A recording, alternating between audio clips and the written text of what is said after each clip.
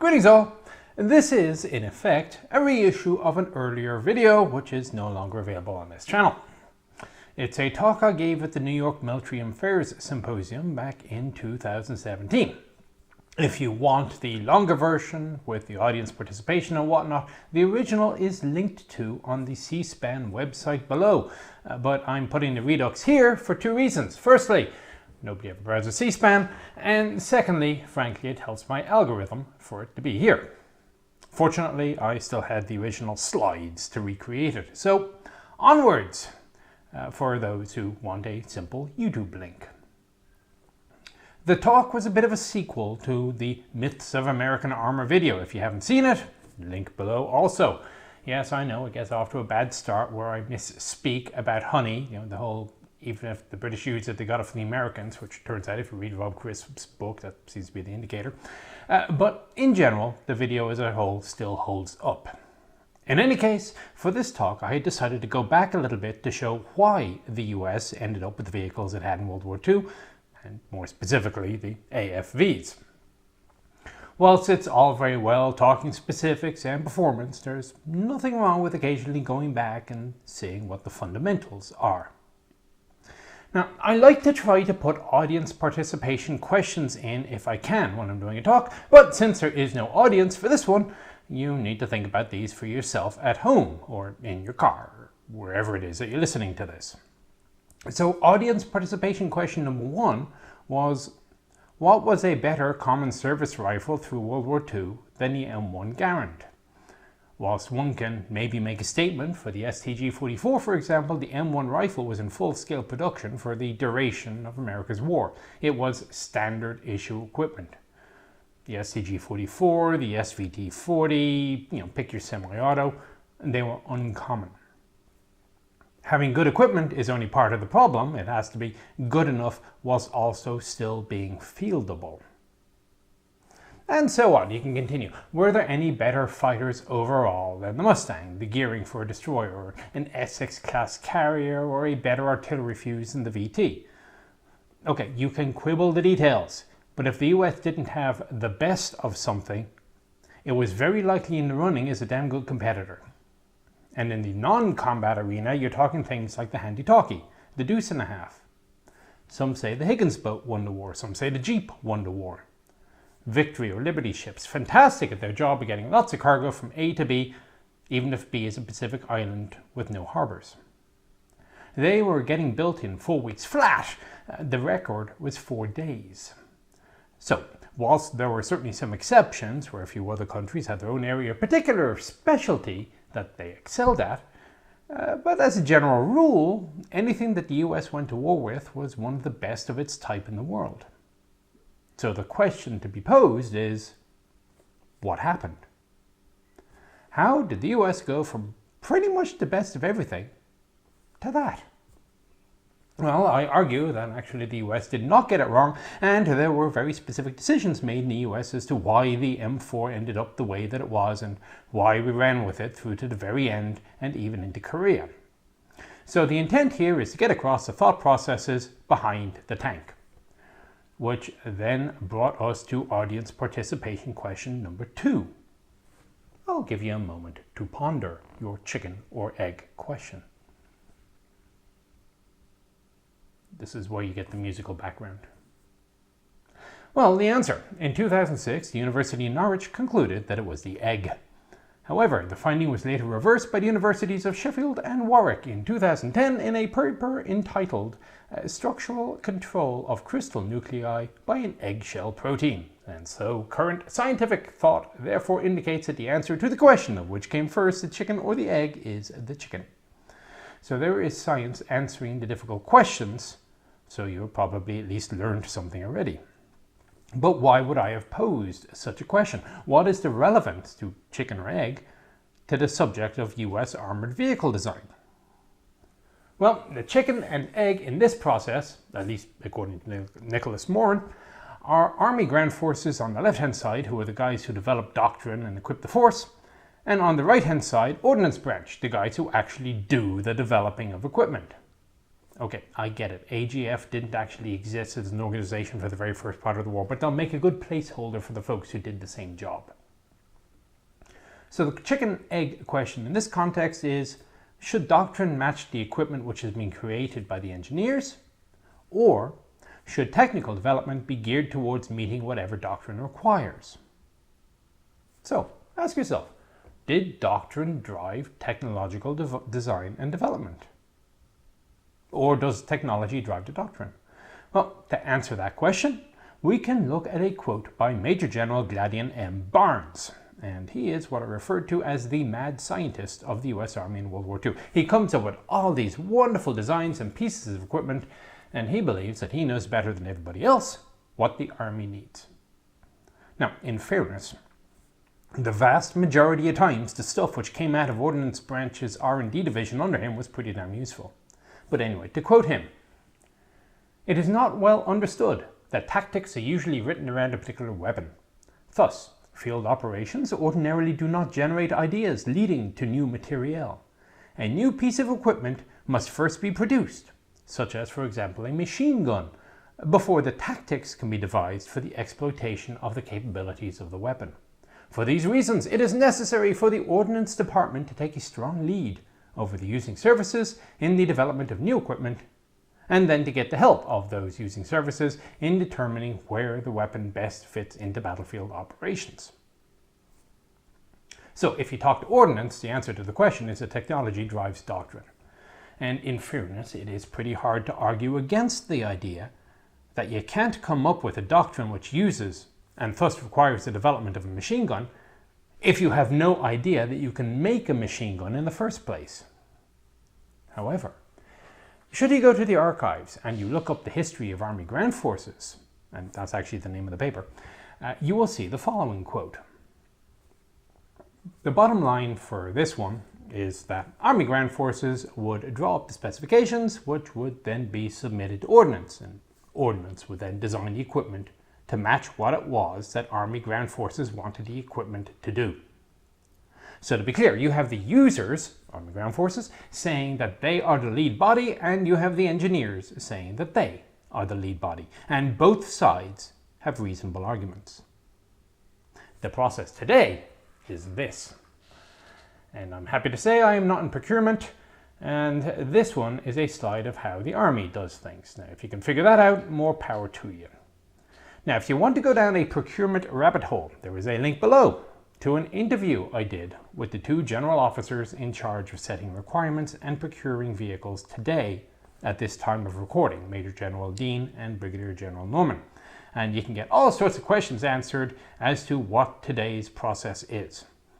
The short version is that today it is driven by the operational needs from the force, and the engineers work to suit. But this talk is about World War II.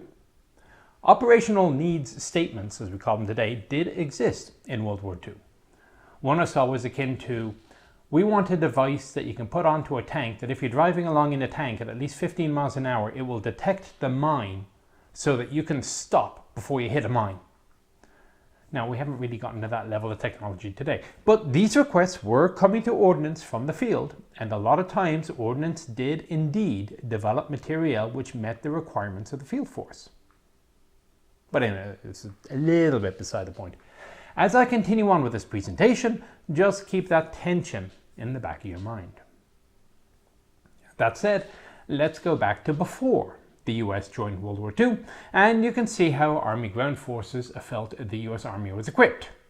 And as you can see, the standard of equipping was, put simply, terrible. In effect, the US was going to build its World War II force from scratch. To quote Army Ground Forces again, reduced to its simplest terms, the problem is to produce the kinds of equipment which will be needed most and could be manufactured in the required hundreds, thousands, or millions in time to be of use. Now, all of that is important, but I stress the in time to be of use. You've got a war to fight, and you can't hang around waiting for the perfect piece of equipment. Perfect, as the saying goes, is of course the enemy of good enough. In January 1940, in a lecture before the Army Industrial College, the then Chief of Ordnance, Major General C.M. Weston, estimated that the development of a major item of material required a minimum of 3 years from requirement to fielding. In the exigencies of war, they usually cut that down to 1.5 to 2 years, sometimes even as little as 1. But this timeline of 1.5 to 2 generally matches with any piece of equipment developed by anyone else, such as Britain, Soviet Union, or Germany. 1.5 to 2 years. So, to put the US position into perspective, have a think about what the two biggest problems the US faced were as it prepared to fight World War II. And again, I'll give you a moment to ponder this question.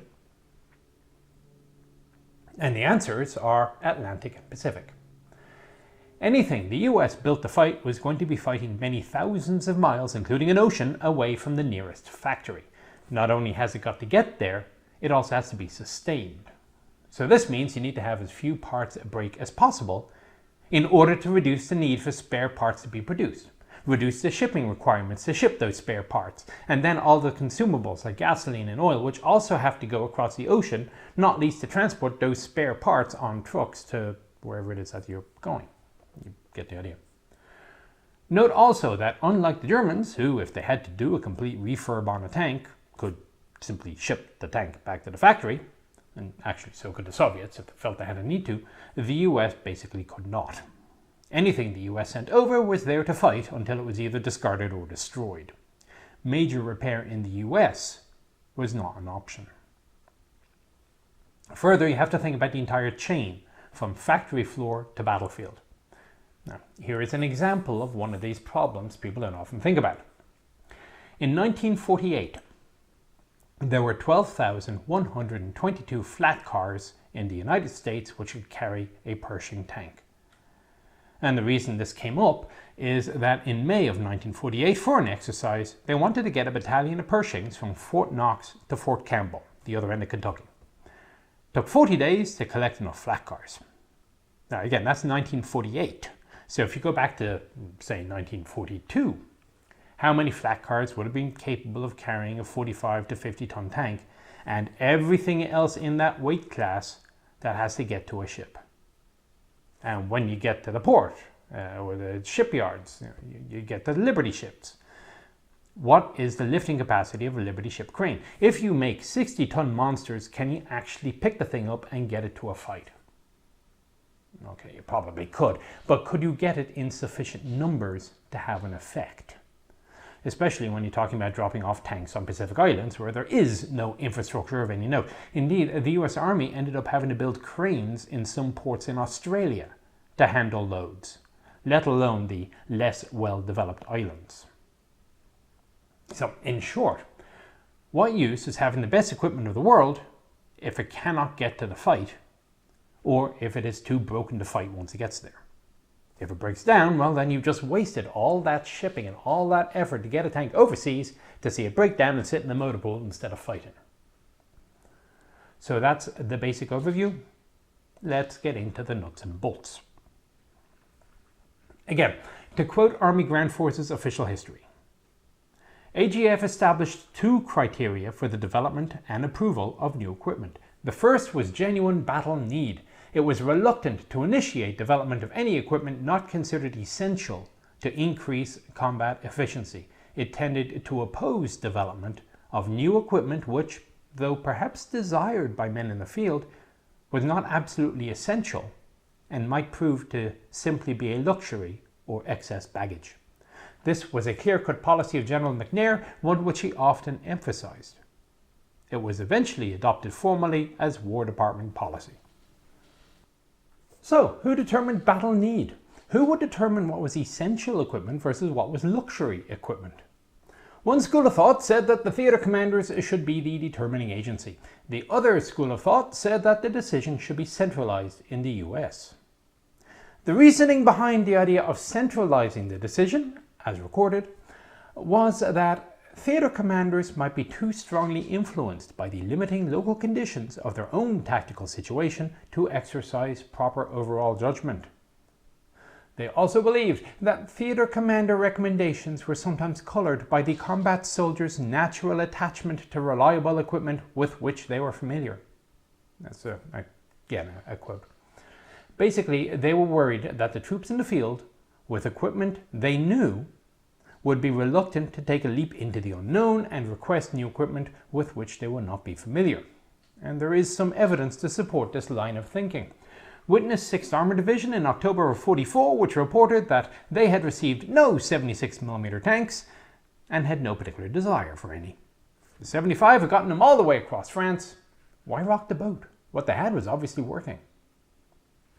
So many troops were refusing to move from the M10 to the M18 that Army Service Forces was about to cancel production on the basis that, quote, if the troops won't use them, it's useless to produce them, unquote. The War Department, and to a large extent McNair, however, went with the former view. They did not produce and ship material overseas unless the end users were asking for it. So, even if the guys in DC thought something was a great tank and should be shipped overseas, they asked the commanders in Europe and North Africa. If they said no, the equipment did not go overseas. I should say also in the Pacific. The second criterion was reliable performance in combat. And again, I'm quoting here. This standard, sometimes known as battleworthiness, meant that the equipment, having proved capable of performing the function for which it was designed, was sufficiently rugged and reliable to withstand the rigors of combat service without imposing excessive problems of maintenance. Unquote. It's not an unrealistic goal. Note, they are trying to eliminate excessive problems, not all problems. The thing's going to break down. Total bulletproof reliability is unrealistic. There is perhaps a subcategory not mentioned in the history, which I might call immediate capability. Army Ground Forces was willing to accept suboptimal equipment in terms of capability if it was a case of that or nothing. It still needed to be reliable, though. Cases in point would be your tank destroyers, M3 or M10, which were interim vehicles pending purpose-built ones, i.e. the M18. So, if we look specifically at tanks, the US started the war with M2 mediums. The US had at the time what Harry Yeide has called the cult of the machine gun. The infantry branch at the time owned the tanks. Cavalry had combat cars, which were basically small tanks, but the big stuff was infantry. Infantry were quite interested in the tank's ability to deal with enemy infantry. So on this M2, you can see sponsored machine guns everywhere, deflectors on the back to ricochet rounds into a trench that you were paralleling. The 37mm up top was an anti-tank gun, and mounted on the M2 for its anti-tank capability. Somebody had very early on figured out, if we have a tank, they might bring a tank, and we have to be able to kill their tank. But the main weapon was the machine gun. And this tank was limited to about 15 tons by policy because that was the capability of the average road bridge in the US at the time. It should also be added that the Corps of Engineers had their own limitations on bridging equipment, which was pretty darn low at the time. In 1939, the US Army decided to be scientific about things and conducted a series of tests to determine if machine guns or the 75mm gun firing high explosive rounds would be more effective at killing infantry. Survey says 75mm. For the purposes of the test here, what they've done is they put a 75mm pack howitzer into the hull of an M2 medium. The vehicle, though, should start perhaps looking a bit familiar. And then this happened. Photograph taken near Sedan. The Germans very quickly overrun France, and the US takes away a couple of lessons. Firstly, the 37mm gun was not going to cut it in the anti-tank role. Something bigger was required. But fortunately, they had already tested the 75mm. The second problem, and this is where the talk kind of starts to split into two tracks, they create tank destroyers to deal with it. So I'm not only going to cover why the Sherman was designed the way it was, but also briefly I'll talk about the TDs again. The solution that was proposed was build M3s. You basically take an M2 medium, take an improved 75mm, place a new turret on top with the 37mm at the insistence of infantry branch. Ordnance were quite happy to have a turretless tank. Add a few more gadgets and gizmos and you now have an M3. Nothing significant on this tank is particularly new. It's basically an evolutionary improvement on things they know already work. And this is the sort of thinking which will dominate Army development and procurement for the next while. They build Detroit Tank Arsenal, but initially the Army only wanted 350 M3s. The problem was that the Soviets and British had such demand for American tanks that they couldn't stop producing M3s to allow time to switch over to the M4. In the end, they built about 6,500 M3s. Now, the US was not alone in this problem. Something similar happened in the UK with the 6-pounder. The 6-pounder was developed before the war, but after the fall of France, they're staring across the channel with their re-equipping army and awaiting the German invasion. They had a choice to either not field units with anti-tank guns at all, whilst they took the time to retool to the better 6-pounder, or to just continue building 2-pounders for the sake of having something out there in the field right now. And obviously, the British just went with what they had ready to go, which is why the 6-pounder took so long to get built. Similarly, look at the Soviets with the T-34 tank. The T-34 was supposed to be supplanted by the T-34M, complete with torsion bars, etc. However, the Germans invaded, and the US decided to not waste any time and just go with what they had. Now, there were gradual improvements found on the M3, such as stabilizers, new heavy-duty bogies for the larger M3A4 with the multi-bag engine. Some had cast hulls, so the Army was getting experience making cast hull tanks and so on. Now, the other question was, how do you stop the panzers? And we go back to this split I mentioned. There was no way to put enough anti-tank guns to stop a concentrated armored attack. The solution was to have mobile, rapid anti-tank guns that could meet the enemy attack at the point of penetration, and these would beat up all the tanks. Hence the development of the tank destroyer branch. I have discussed this a few times in the past, I believe. A purely defensive doctrine which, according to the principles of the thing, was not supposed to be used in the attack. So, TDs defend against enemy attacks. American tanks are capable of shooting at enemy tanks. It's been that way since before 1939 with the M2 medium, and all this rubbish about American tanks weren't supposed to destroy tanks is rubbish. Again, look at the other videos I have linked below. Most of you have seen this already, but I mentioned this for people who haven't seen any of the other videos. The other problem that the US had was that it didn't have a heck of a lot of anti-tank equipment. Can you throw rifles and BARs into a tank track to stop it? On the right, one of my favorite photos I've ever found in the archives. A declassified photograph of an anti-tank rock, which failed to stop the tank, and you can see where the track sheared the rock. You've also had things like Molotov cocktails, the caliber 50, and then later the 37mm. The US's anti-tank capability was a little bit lacking until the 37 entered production in 1939. Then there was the question of whether they wanted these mobile tank destroyers to be towed guns or really fast. Yeah, I know the picture is a Cromwell, just go with it. The thinking of the towed guns was that these would be very hard to spot. The master of the tank. McNair used a comparison of coastal artillery versus battleships and the fact that guns were a lot cheaper than tanks. I'm going to come back to this, but money was a problem for army procurement. Buy war bonds. We need money to fight, and so on. Yeah, America solves many problems by throwing money at them, but they still need to get the money in the first place. So, if you can make a really cheap tank destroyer, that's better for the army than an expensive tank destroyer. However, in the end, Bruce, the head of tank destroyer branch, won out. All of the tank destroyers would be mobile and self-propelled, and thus more expensive than towed guns. It's worth noting that whilst McNair gets a lot of flack for his opinions, he wasn't always the one making the final decisions, and he often let his subordinates in those relevant sections, i.e. the subject matter experts, shall we say, make the decisions, and then he would back them. That's it. For the record, in 1941, the Chief of Infantry stated that the best weapon to kill a tank was another tank. A lot of debate about this, including, I should say, on the German side.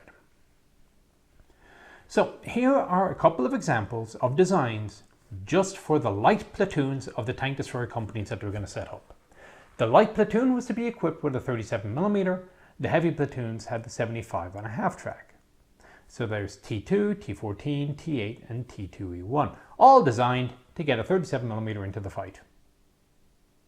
There are even more 37mm gun motor carriages designed, T23, T22, T21 and an M3. A lot of designs were tried out to fit the doctrinal requirement of we must have a self-propelled 37mm anti-tank gun. And this is an example of the doctrine driving technical development. On the other hand, one of those TDs ended up being used in a new doctrinal role as the M8 Greyhound. The final winner for all this was T21, type classified as the M4. Fargo 3/4 ton truck with a 37mm on the back, and it was selected for production, not because it was the best, but because it was the first to meet all the requirements. The T8 and T14 actually turned out to be better vehicles in testing, but if you needed something in the field sooner in order to fight the enemy, the M4 was it. It was then noticed that, yeah, we just call it the M4, but we also just invented an M4 tank, and this could start getting confusing. So they renamed the gun motor carriage as the M6, apparently later forgetting this leap of logic when the M6 heavy tank is named. The M6 GMC enters mass production, gets shipped off to Africa, where they are utterly useless and then immediately withdrawn from service. But the reason I'm telling you this is to show the swarms of development going on to meet one single tactical requirement, which all cost money. Meanwhile, that other M6 is showing up. 60 ton, 3.5 inches of armour and a 3-inch gun, which at the time was considered to be the biggest gun anyone in the world was trying to put into a tank. It turned out that no, the Germans were working on the 8.8, but they didn't know that at the time. Add a 37mm coaxial and a 1000 horsepower radial engine. They tried 2 transmission types, hydraulic and electric and so on, but it did use a horizontal volute suspension system. It's hidden behind the armour plating, but it is HVSS.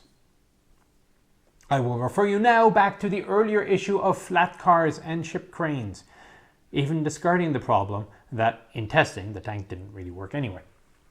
Devers, the head of Armoured Force at the time, looked at the vehicle and said, quote, "Due to its tremendous weight and limited tactical use, there is no requirement in Armoured Force for a heavy tank. The increase in the power of armament of the heavy tank does not compensate for the heavier armour. Also, they would prefer to ship 2 30-ton tanks instead of one 60-ton tank. And that was assuming they could actually fix all the problems that it actually had. So, the M4 it is. Note they still had all the machine guns at the front. They still hadn't quite gotten away from that idea. And indeed, if you look at the front of every M3 medium, you'll see the holes for the fixed forward-firing twin MGs. They are completely useless, but the Americans kept them anyway for a bit. Then they show up in T-54s. Anyway. This tank is all about reliability and sustainability. Everything on this tank pretty much has been done before. The engine was used and known to work from the M3. The suspension system was known to work from the M3. The 75mm gun, known to work for the M3. There were a few improvements, such as a new gearbox, a new stabilizer system, and so on, but generally the tank is evolutionary. Also note how easy it is to maintain. Note the bolts holding the front armour in place. You simply undo the bolts at the front of the tank. The front comes off with your firing drives and transmissions. It's very easy to maintain. Suspension. Well, if you have a problem with your suspension system, there are 16 bolts. Undo the 16 bolts, swap out the suspension unit, you're done. Try doing that with a T-34 or a Panther or whatever. No one here is easy. The other thing is that everything fits from the factory. The head of the British tank mission, G. MacLeod Ross, made mention in his book, The Business of Tanks, that you would never see a vice on an engineer's workbench in a US factory. It was a sign of incompetence. The only reason to have a vice on your bench was to hold a piece while you did something to it, probably to make it fit. If you did your job right in the first place, you wouldn't need a vice to make your part fit. Everything made in a US factory was to tolerance specification and was completely interchangeable. Unlike other countries like Germany or the UK, where you had artisans making these things and vices were a sign that you knew what you were doing. So go off to YouTube. You will find a video by John Parshall. Yep, the Navy guy. I'll put a link to it below. He got roped into a tank talk. It's called Kursk, the Epic Armored Engagement. He's the second speaker in the video. He talked about construction techniques in a German tank factory in World War II. Now, it was a case of, they'd try a piece. If it didn't fit, they'd lop a bit off or they'd weld something on, whatever. It's an interesting talk. It also compares, if I recall, with the Soviets. Back to the tank.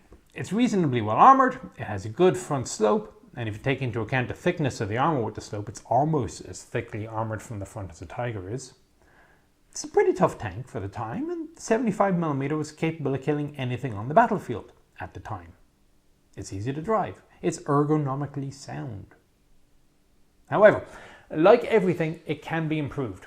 And the tanks which left the factory in 1945 are entirely different to the tanks which left the factory in 1942. Maybe the headlight lamps were the same, or perhaps the fuel filler caps, but basically the Sherman had totally changed. Almost no pieces are identical. They sent the tank out to the field. Reports started coming back. And initially the reports are glowing. So a couple of quotes from the British. The tanks M4 have made a great impression on everyone, and the troops are thrilled with them. The long gun is magnificent, both in accuracy and penetration, and the sights are a considerable improvement on the ground. Users are giving unstinted praise to all American equipment, particularly the M4, which embodies all desired improvements, except ideal gun sights. Would stress again, it is vital we receive earliest large numbers of M4, regardless of the availability of tools and spares for which we are prepared to wait. So the tank was doing well, but there was room for improvement. The first issue, and again, this is where the sights comes in, was the linkages to the primary sight, which was a little bit wobbly. So the primary sight was the one that goes up through the roof. It's the periscope. There were field kits issued to remedy the problem, but the real solution was a direct vision telescopic sight through the mantlet next to the gun. Also, there was no hatch for the loader, and somehow it took them 9 months to figure out how to drill a hole in the turret roof for him. And if there is something that you look at a Sherman from 1942 and it stops it from being hands down the absolute best tank in the world, nothing even comes close, I'd say it's the lack of a turret hatch for the loader. They also added, as you can see in this photo, a little bit of applique armor around where the turret cheek was ground out to make room for the gun control equipment inside. So anyway, they made improvements. At this point, it's worth addressing a common complaint about German tanks, that they kept changing things on the production line. Again, Americans did the same thing, but the difference isn't that a tank of March 44 was different to one of April 44. The difference was that because of the methods of production, these changes didn't normally slow down the lines or have issues with repair parts. So, moving on to guns.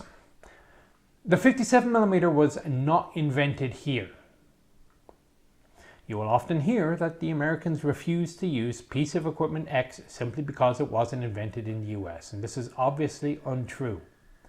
Look at the P-51 Mustang's engine, for example. The 6-pounder was the same. The American Army looked at the 6-pounder and said, it's a better anti-tank gun than we have, let's make it. And they made the 57mm M1, which is the standard US anti-tank gun of the war. So the question was, can we put this into a tank, like the M7? Or a tank destroyer, like the T-48 or T-49. The 6-pounder, aka 57, had a high velocity, provided a flatter trajectory than the 75, making it more accurate. It was harder hitting, had a higher rate of fire, it was lighter, all these good things. But tank destroyer branch said, hang on a second, at over 500 meters, that light little projectile from the 57mm will lose its penetration faster, to the point that the 75 is actually still better at range, and we expect typical combat to be at ranges of over 500 yards. Armored Force was saying, hang on a second, if we're shooting a 6-pounder high explosive round, it's less effective against infantry and other soft targets, that, the majority of things that we expect we shoot at, than the 75mm is. So the 57mm never entered US service. Not because it was foreign, but because it just didn't work for the US. I should say the 57 on a vehicle. The only TDs built with the 57 were the T-48s. Lend-Lease for Britain to the USSR. Again, the 6-pounder great gun, standard anti-tank gun. Remember, in the US Army, an anti-tank gun and a tank destroyer gun are not the same thing. So the replacement for the 75 was a 3-inch gun, such as mounted on the M10, an interim vehicle. General Bruce didn't want this. He wanted something at least as hard-hitting as a tank, but much, much faster. The M10, being a Sherman derivative, was about Sherman speed. However, there was a war right now, and the T49/T67/T70 was still in development. So M10 it was. But as an interim vehicle, it had to be cheap. So, for example, there's no turret motor in the vehicle. But again, it's using proven M4 equipment to mitigate the reliability risks of another vehicle type. The problem with the 3-inch was you couldn't put it into a Sherman. They tried. The initial requirement back in 1941 was to put a 3-inch gun into the Sherman, as well as a 105mm and a 75mm. The idea was modular turret design. You just bolt a different mount and mountlet on the front and you kind of rejigger the interior for ammo. That was the thinking. However, the 3-inch was too heavy, the whole thing didn't work, and they had to wait until something else came along. That something else was a 76mm. What had happened was new alloys were developed. So you could either make the same type of gun for half the weight, or you could make a bigger gun for the same weight. So if you look at the 3-inch as a basis of comparison, the 76mm was half the weight, and the 90mm was the same weight, which is why you start to have this divergence in guns as well. Devers, the head of Armoured Force, was notified of the existence of the 76mm by way of a telephone call early August 1942, and a stenographer was listening in. The transcript is in the archives, and I have a link to it below. He had a couple of questions. His first question was, "How long is it?" Then he had another question, and I'm going to quote, "The only thing that worries me a little bit now is that this isn't going to throw us off our present setup so we can get to fighting. I'm anxious to get M4 tanks with anything in them so we can go to fighting." Again, perfect is the enemy of good enough. There is also something to be said for Arthur C. Clarke's story Superiority, if you're into SF. "We've got a water fight. We can't wait for this new development to come out before we go. Hey, guess what happens to the Germans at Kursk? They wait, say, hey, we finally got our new Panther. And then we let the Soviets prepare and we got our asses kicked. And the tanks broke down anyway." So once Devers had that question out of the way, he had other questions like, how many rounds can it carry? How heavy are the rounds? And so on. Ammunition capacity is a repeating theme in the archives. It was a stated policy that if you needed more punch for dealing with something, the first choice of action was to increase velocity.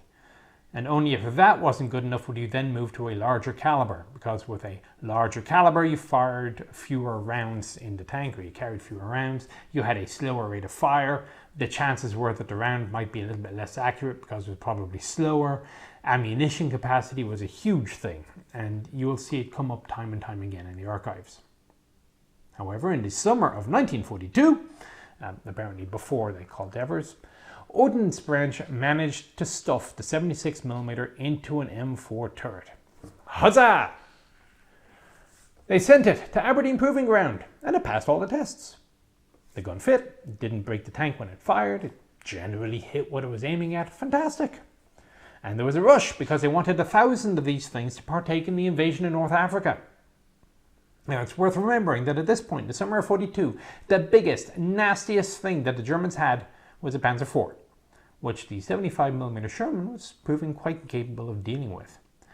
So this is a case of the army wanting bigger guns on its tanks, just in case the opposition came up with something bigger themselves, which also puts a massive hole in the old trope that US tanks weren't supposed to fight other tanks. Long other discussion. But anyway, the only reason to put a higher velocity gun into the M4 at this point was tank fighting. Now, unfortunately, Armoured Force finally got a hold of one of these 76 tanks, and they tested it themselves as the end user. And they concluded along the lines of, we don't care what you engineers say. Yeah, it may technically work, but you won't have to fight in the damn thing. It was incredibly cramped inside. The crews could not make the most of the tank. There were issues using the sights. In the end, Armoured Force rejected it and said, try again, give us a proper working tank, and off Ordnance Branch went. Now, I'm going to abruptly detour here and ask you another question, in the hope that you haven't seen my other talk yet. What do all these vehicles have in common? Again, I pause to let you ponder. The answer is that these are all vehicles that were approved for production, and in the case of the M7, they built a factory just to build the things. I have a video on that, the Quad Cities Tank Arsenal, link below. And then, once they were approved, it was realized we don't need these, we don't want them, whatever.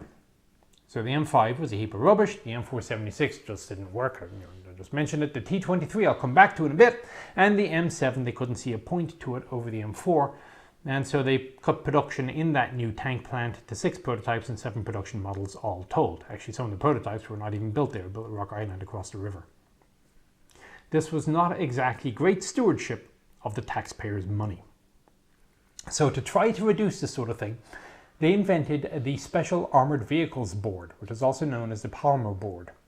This met in late 1942, and its purpose was to look at all the various different designs which were being made to meet different requirements, like an armoured car, a tank destroyer, a light tank, and so on. They started with 19 vehicles and cut it down to maybe 4. They were fairly ruthless about it. Even if a design was showing promise, if it wasn't showing as much promise as another design to do the same job, the project was terminated in order to preserve man-hours, dollars, steel, and probably sanity.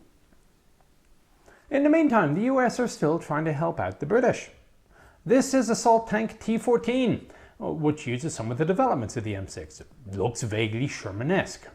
The US Army didn't want the thing for the same reason they didn't want the M6. But the British wanted an assault tank and said, hey, we're going to go build Excelsior. You Americans, can you build one to fit the job and we'll compare notes? So the Americans built a couple. One for the UK, where it still lives today in Bovington, and one for the US for domestic testing. Basically, we built the thing and see if it works anyway. The answer was no. There were fumes in the fighting compartment, cramped positions, the hull machine gun had a reputation for breaking the hull gunner's arm, there were suspension problems, inaccessible components, that the thing was not fightable, which is why T-14 never went anywhere. But the Americans are still interested in British development. So the photo is of a British crusader in testing in Fort Knox. The chap up top is an American. The vehicles were tested not so much to see what they should build locally, but to see what design features the British had come up with which merited copying. Now, the British tanks were something of a disaster. A British chap named Alex Richardson was present for the demonstration of Centaur and Cromwell in the US, sort of the proposed British Sherman equivalents, and they did not do well. To quote his letter back to the UK, "These tanks have made us a laughingstock out here. Cromwell has had a variety of troubles, and it was mad only sending out one of each. The Americans are politely indifferent as to what happens to them, and Waller, the Rolls-Royce man, is most unhappy and wants them withdrawn as soon as possible. We are undoubtedly the world's worst salesmen." Now, the image below is from Exercise Dracula, a month-long 2,000-mile test. So they drove these tanks all over England in the late summer of '43, both on and off road.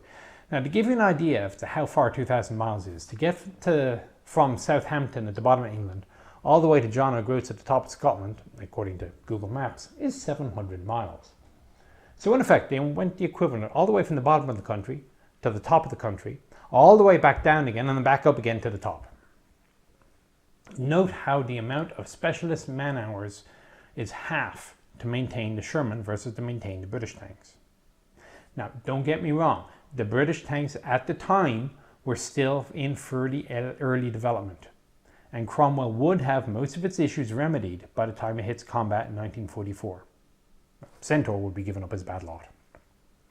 The point here is to show that Sherman in 1943 was combat capable and very reliable. Ordnance tested things, well, not exactly to destruction, but they tested them a lot. I ran into a report in the Tank Destroyer Archives which stated that Over a 2,000-mile course, the average speed of an M10A1 is 1 mile an hour less than that of an M10. Doubtless vital important information, but they tested it. Did German vehicles undertake a 2,000-mile endurance test before they entered production? Given what happened to Panther, I'm going to guess no. I found a report from the M18 stating that a lock washer on the transmission seemed likely to fail by 4,000 miles, so it needed to be redesigned or reworked or whatever before the vehicle was put into production. Now, it doesn't seem to me that a lock washer is that hard to repair or replace if it goes, or even just make it process to replace it during routine 2,000 mile servicing, whatever. But because it might fail before 4,000 miles, redesign it, and that way nobody needs to worry about it. So I'm going to go, again, a couple of quotes on Sherman from the British testers at Dracula. From Major General Richardson, who oversaw the test. The performance of the Shermans throughout the exercise has been outstanding as regards reliability and durability, and the enthusiasm shown by their crews is proof of their confidence in this type of machine. This is not only in respect of their mechanical reliability, but also in respect of their fightability, as was clearly proven at Lulworth when their main armament was tested. A Major Ronald of Westminster Dragoons wrote as follows. The outstanding lesson of this exercise has been the exceptional reliability of the American machines. All my ideas, based on 2.5 years' experience with an armoured regiment equipped with British machines, have had to be revised. And though, before the exercise started, I was inclined to think that perhaps Sherman was somewhat overrated, I am completely convinced of the superiority of this machine over anything that this country has produced to date. And here's sort of the clincher line from him. It is evident that the commander of a unit equipped with Shermans can be confident of taking 99% of his vehicles into battle, at any rate during the first 2,000 miles of their life. Now that sort of reliability is A, critical for commanders, and B, non-existent for most other armies of the time. It's not just about how many tanks show up, but it's also about how rested the crews and mechanics are. So if they can show up without having had to spend extra time and effort repairing things, they're probably better rested. A battalion was a battalion when it got to where it was going. It wasn't most of a battalion or some of a battalion with stragglers waiting to catch up, and it wasn't a battalion which needed to be stood down for major maintenance after a long road march. This provided numbers which commanders could rely upon when allocating forces. The final word on Dracula I would give to Major Clifford, officer commanding the exercise. There is little that I can say. This type of tank seems to be almost without reproach, and personally I would be delighted to take a Sherman squadron to war. This is a tank produced in 1942 as tested in mid-1943, and should be as such rated in comparison with other commonly found tanks in the front line at the time. Now I'll talk about the 1944-45 bit in a minute. Regardless of era, however, US tanks were tested anywhere from the deserts of Indio, California to the freezing temperatures of Fort Greely, Alaska. And the takeaway is they worked. Can't be overemphasized enough.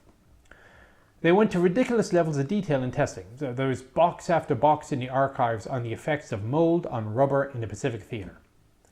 Individual components would receive testing, such as a fuel pump from Company A versus one from Company B.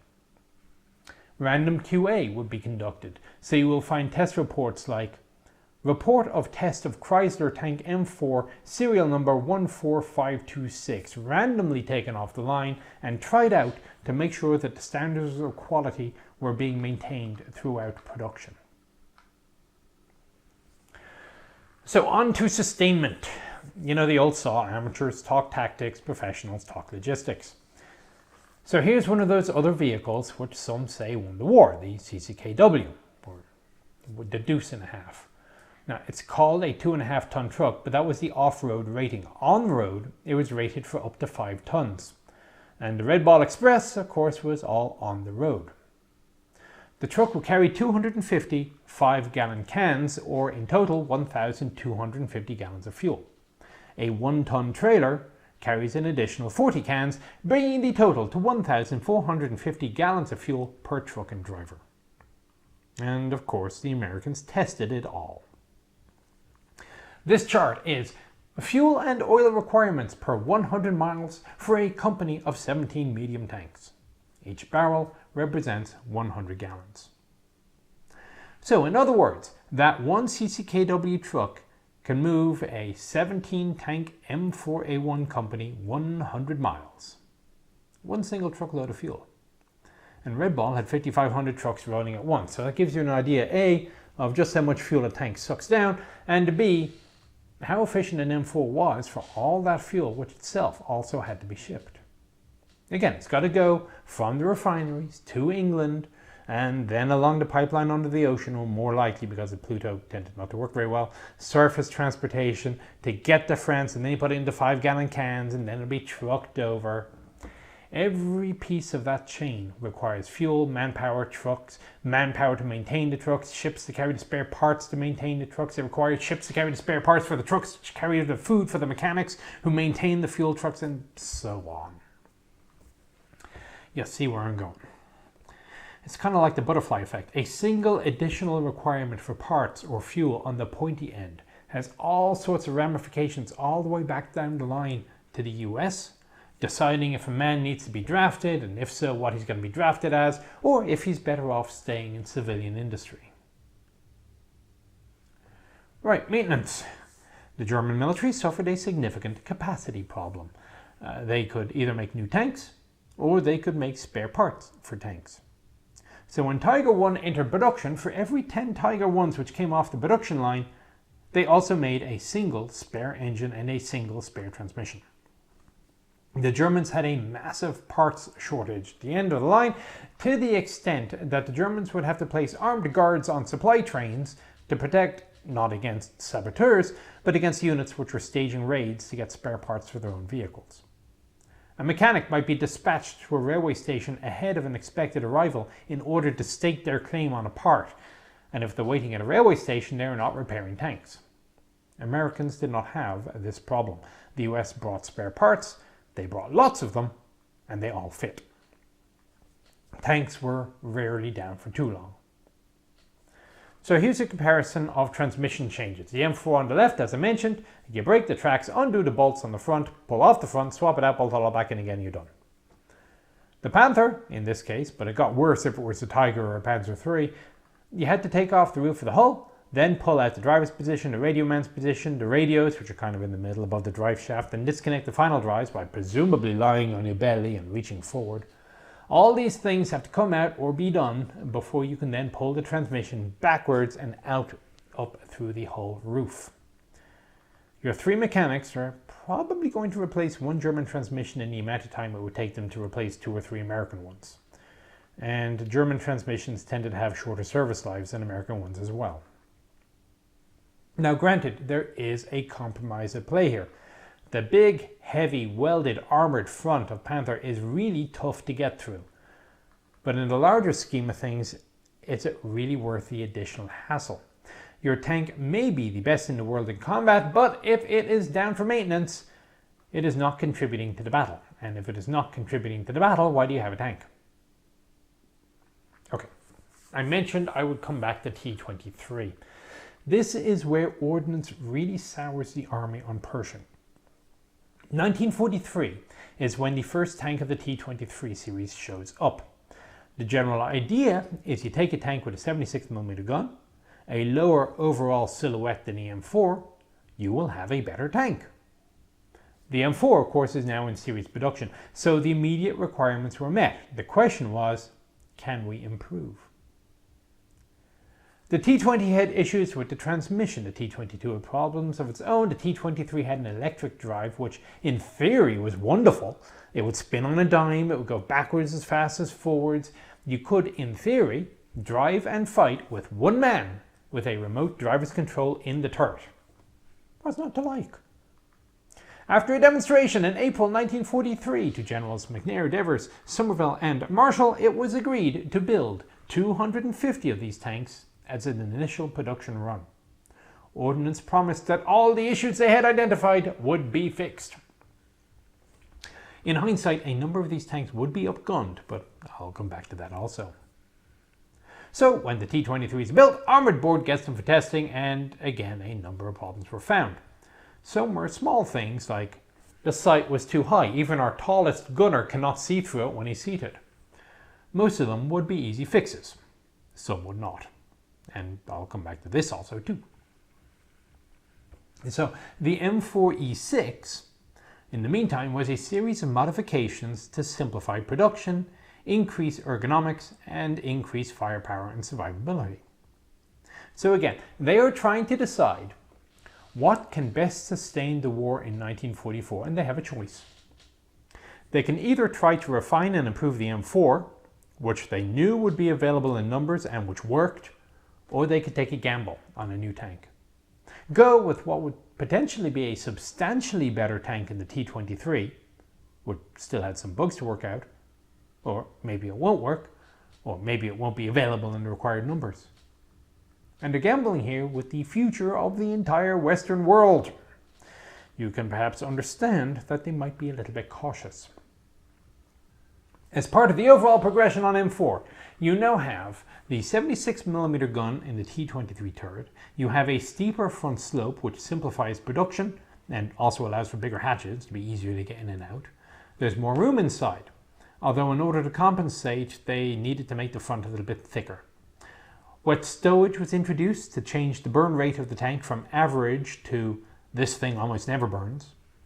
A better vision cupola for the commander, and so on. And this was all done very quickly. The idea of putting the T-23 turret onto the tank was in March of 43. The finished E6 was in Aberdeen being tested by June. Their testing was completed and the design was approved by September. September 43 was decided that all factories would stop producing 75mm tanks by January of 1944, with a few exceptions such as Lend-Lease, Marine Corps tanks, or some contracts which had already been placed. But the problem was that all these tanks start being produced in January of 44, but you still have to get them all the way overseas, competing with everything else going overseas which required shipping space, such as trucks, ammunition, parts, personnel, food, whatever. And they also seemed to be being categorized as a nice to have, not as an essential. Remember that luxury versus essential thing? Yes, the ETO commander had requested the tanks, but the 75mm army at the time was killing everything it came across, to include Tigers, Panthers and Ferdinands in Italy. There was, however, a fine detail, which was that although generally speaking, yeah, the 75mm army was working in Italy, the guys fighting in Italy wanted 75mm guns replaced by 76mm tanks as soon as possible. Yes, they were getting the 75 to work, but it would have been preferred to just go with easy mode and a high velocity cannon. That information, however, seems not to have made its way to Europe. So the Americans who are about to invade France go, oh, we've got a couple hundred of these new 76mm gun tanks sitting in storage in UK, which, if we are going to use them, means that a new line of supply is necessary for the ammunition. We have to retrain our tankers, who are already good shots with the 75. We have to retrain our loaders, our mechanics for the new guns. Why bother with all the hassle? It's not worth it. So they left the 76mm gun tanks in the UK. In hindsight, this is what is known in technical terms as an oops.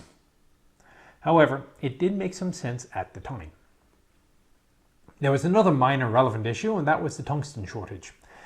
Since there was no particular indication that the 76mm tank couldn't do the jobs that the 75 couldn't, they didn't spend any of the tungsten allocation building HVAP ammunition, the high-velocity armor-piercing ammo. They had other things to do with tungsten, such as making machine tools for the factories. In hindsight, this could perhaps be a bad decision. They should have developed HVAP ammo sooner, even if it's just in case. And if there's any one single flaw or mistake I could point to in US tank production in World War II, I would say, you should have developed HVAP earlier. The other development was the E8.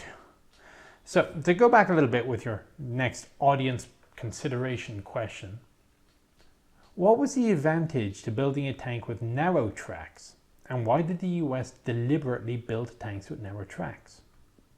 Because they did. The M2 and the M3, it was a topic of discussion because everybody knows if you have wide tracks, you get better off-road performance.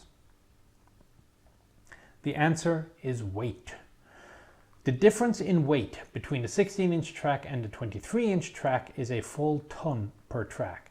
That's an additional ton that the drive wheel has to haul around to get the tank up to the same speed. And that's before you get to the extra tonnage of shipping and bridging weights. So it made a lot of sense at the time to go with the narrower track. Again, in hindsight, probably not the best decision. But again, the radial in the Sherman at the time was putting out 350 horsepower versus the 500 horsepower of the Ford V8s later on in the war. In any case, the solution was the Easy 8 suspension, wider track with the horizontal volute suspension, which was already tried out on the M6, so again, not a new idea.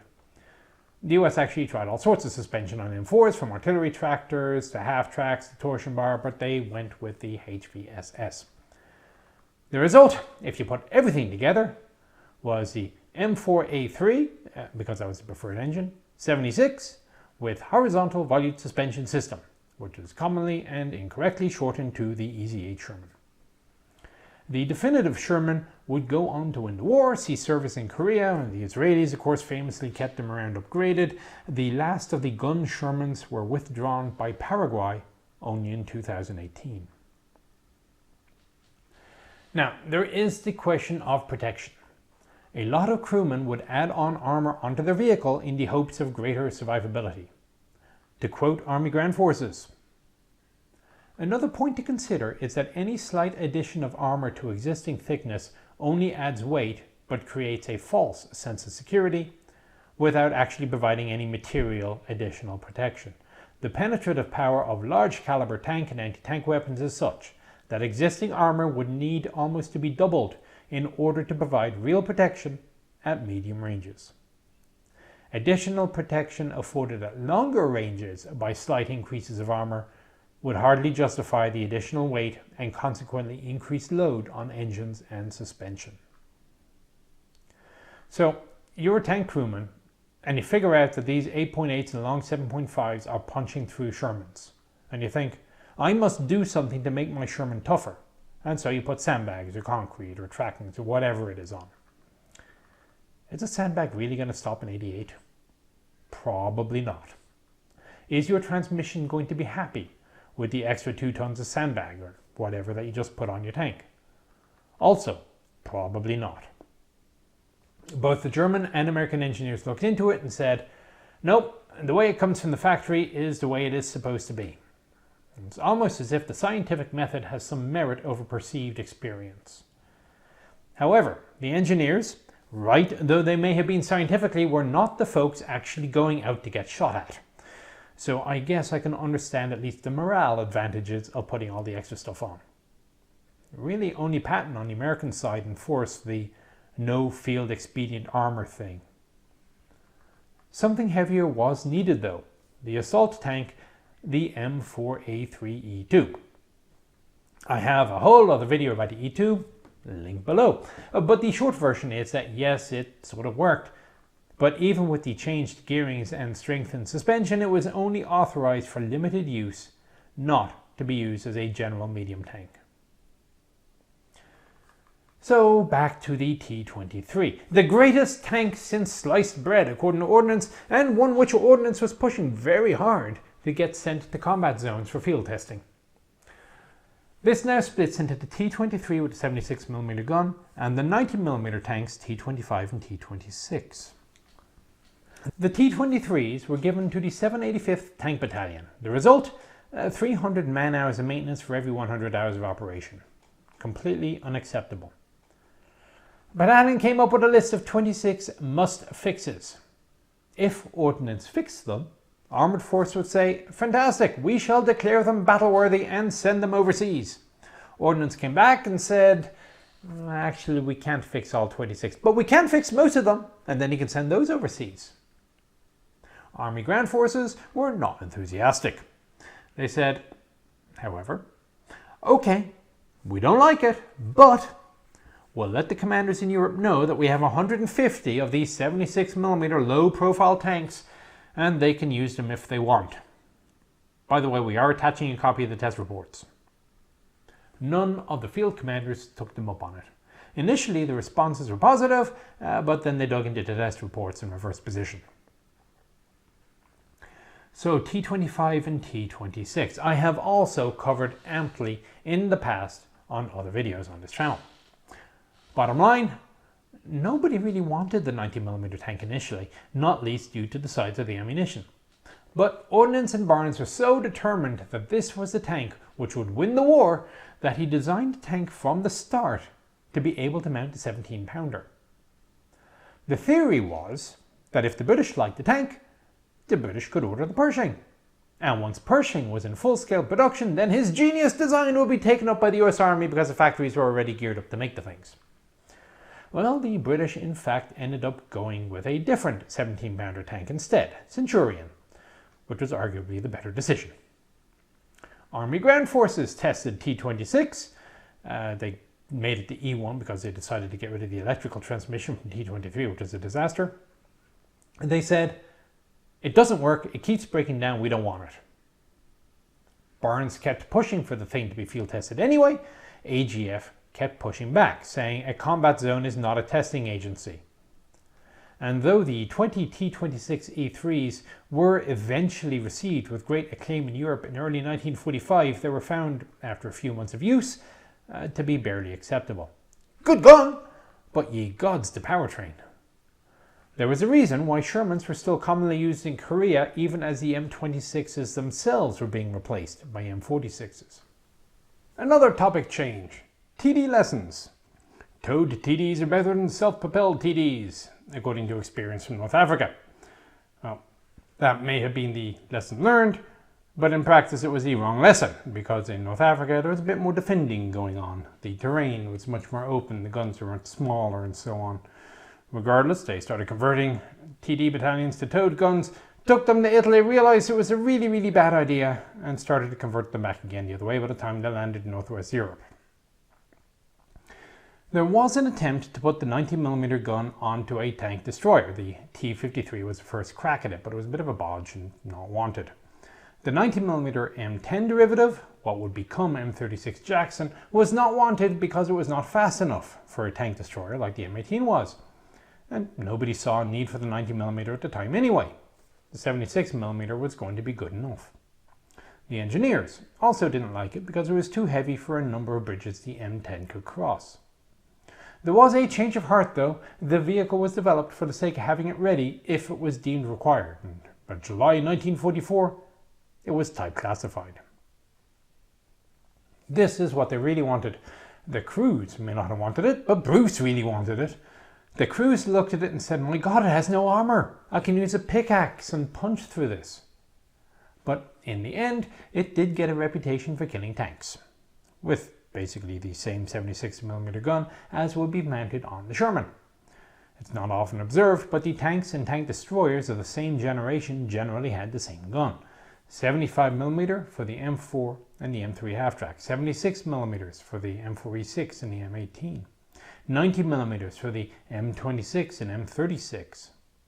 The TDs would show up first though, as the mechanical problems of putting a gun into a thinly armoured, open-topped vehicle are far simpler than those for doing so in a tank. If used well, a Sherman was about as capable mechanically of killing tanks as an M18. So what was the M4 good at? Well, firstly, it was there. It was reliable. You knew it would do what it was supposed to.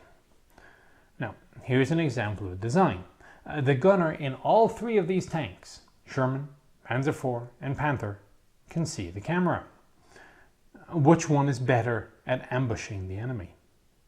It's a simple design. I have no idea why the Germans did not put a roof-mounted sight in their tanks. But the first tank to fire in an engagement wins 4 times out of 5. Who is going to spring the ambush better? Then there is the matter of ergonomics. The top photo is a still from my Panther inside the hatch video. To get around that, I'm crouched down, rotating around after grabbing it from hull stowage. There's no turret ready rack in a Panther.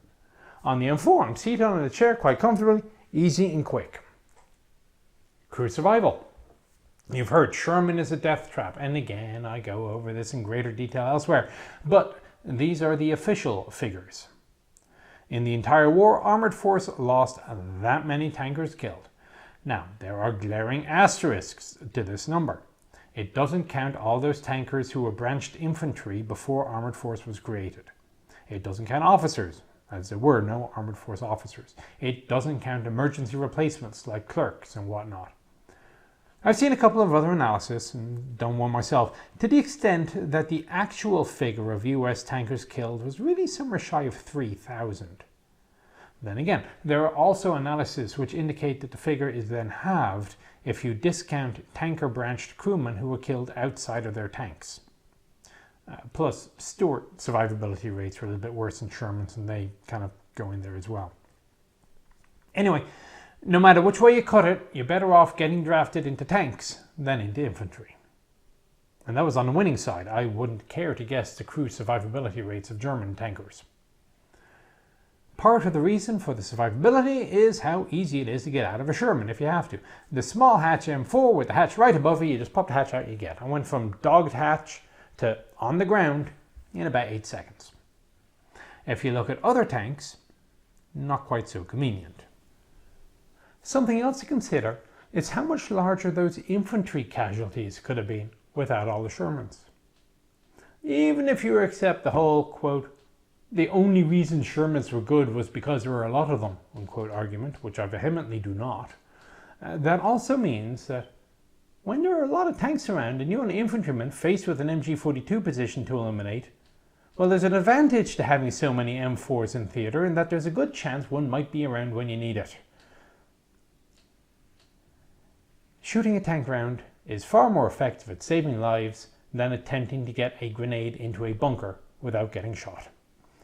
Superior German infantry or machine guns be damned, they will still die to 75mm fragmentation. I doubt German infantry found heavy armour support to be quite as common. The M4 was also very versatile. You could convert the tank to do anything. Swimming, flamethrowing, artillery, bridging, the list is massive.